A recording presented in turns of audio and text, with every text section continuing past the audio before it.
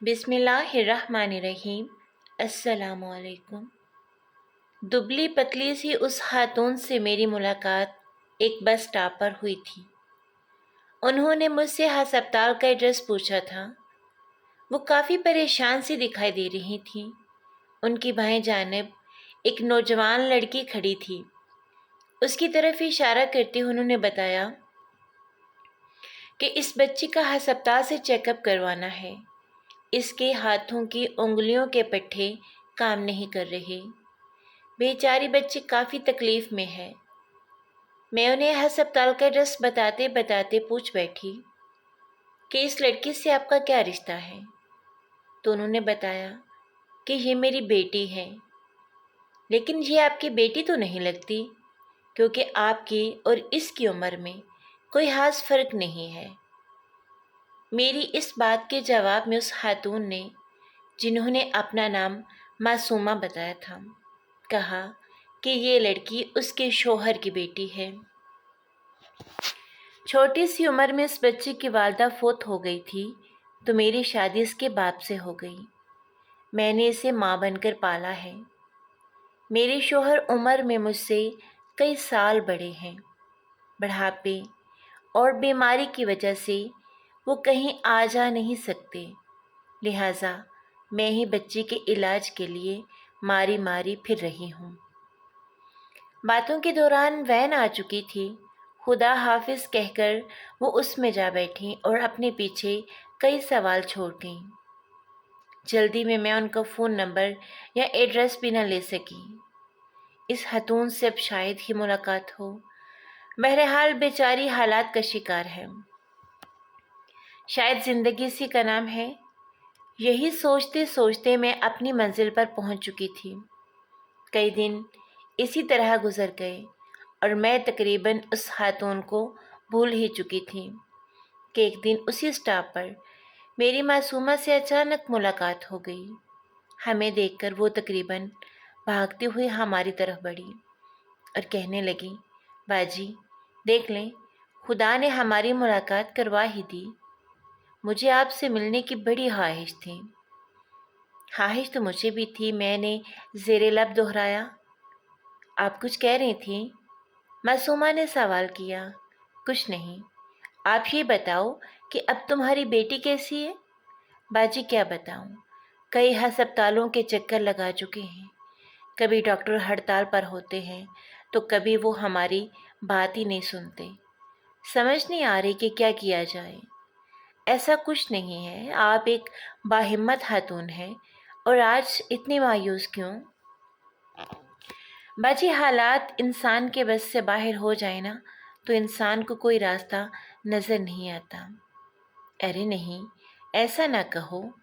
मेरे एक जानने वाले डॉक्टर हैं। बेटी को उसके पास ले जाना, इंशाअल्लाह ठीक हो जाएगी।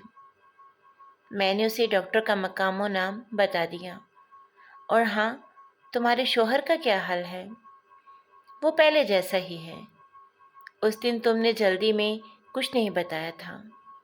अब बताओ कि तुम्हारे घर वालों ने तुमसे बड़ी उम्र के शख्स के साथ शादी क्यों कर दी? कोई मजबूरी थी?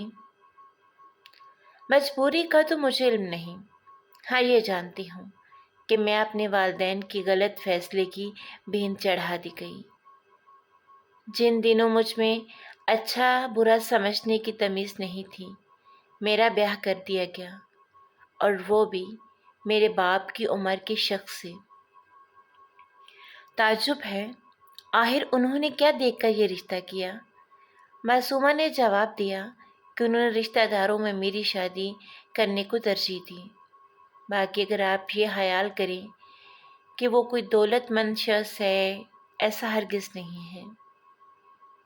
मासूमा की बातों से साफ ज़ाहिर हो रहा था कि वो इस शादी से खुश नहीं है। अपने बड़ों की बात का मान रखने के लिए वो उसे निभा रही थी। मासूमा ने बताया कि इस बेटे के अलावा भी उसके 6 बच्चे, 4 बेटियां और 2 बेटे हैं। सबसे छोटा बेटा 6 साल का है। उसका कहना था कि शौहर की बीमारी के बाद वो अपने भाइयों के पास चली गई थी। उनका अच्छा खासा کاروبار اور زمین جائیداد ہے، لہٰذا انہوں نے ہمیں اپنے پاس رکھا ہوا ہے اور ہماری ہر ضرورت کا خیال رکھتے ہیں۔ بھائی تو بھائی ہیں، نہ جانے کب کوئی بات کر دیں، لہٰذا میں کام بھی کرتی ہوں۔ چونکہ میرے والدین زندہ ہیں، ان کے کہنے پر چھوٹا سا قطع اراضی مجھے دیا گیا ہے، اس کی دیکھ بھال میرے ذمہ ہے۔ معصومہ کی ان باتوں کے جواب میں ہم نے اسے مشورہ دے ڈالا، تم یہ قطع اراضی اپنے نام کروا لو، تمہارے بچے چھوٹے ہیں، شوہر بیمار ہیں، کل کو تمہارے کام آئے گا۔ باجی، آپ کی یہ بات اپنی جگہ درست ہو سکتی ہے، لیکن میں ایسا نہیں کر سکتی۔ میں اپنے بھائیوں سے کسی قسم کا حصہ نہیں لے سکتی۔ میں نے تو ساری عمر بھائیوں سے لے کر ہی کھانا ہے نا۔ اگر میں آج تھوڑا بہت حصہ اپنے نام کروا لوں گی تو ان کی نظروں میں گر جاؤں گی۔ معصومہ کی دور اندیشی یا مصلحت، بہرحال جو بھی ہو، اس سے ہم کافی حد تک متاثر تھے۔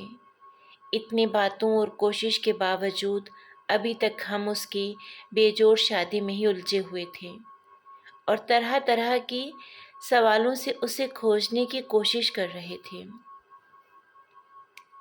ہم نے ایک بار پھر یہ کھوج لگانے کی کوشش کر کے معصومہ سے پوچھ ڈالا کہ تم اب تک میری باتوں سے یہ اندازہ تو لگا ہی چکی ہوگی کہ میں تمہیں کسی مشکل میں نہیں ڈالوں گی، لیکن تم نے مجھے ایک مشکل میں ضرور ڈال دیا ہے۔